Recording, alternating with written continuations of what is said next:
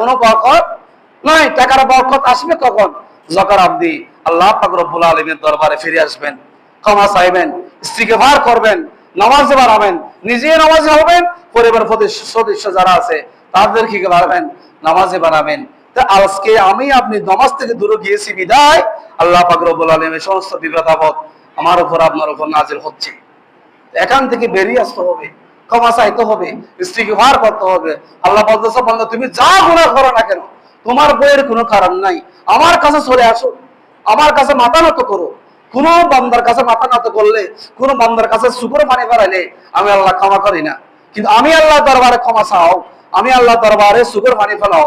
এক ফুটে যদি পানি ফেলাতে পারো, কিয়ামতের ময়দানে সেই পানির ফুটাও আপনার জন্য আমার জন্য নাজাতের উসিলা হয়ে যাবে। একটু জোরে বলুন না সুবহানাল্লাহ। সেই জন্য একে অপরকে ডেকে ডেকে মসজিদ আনবেন। আল্লাহর মসজিদ, ঘন ঘন মসজিদ হচ্ছে কিন্তু মুসল্লি নেই। টাইলস, মার্বেলের টাইলস হচ্ছে।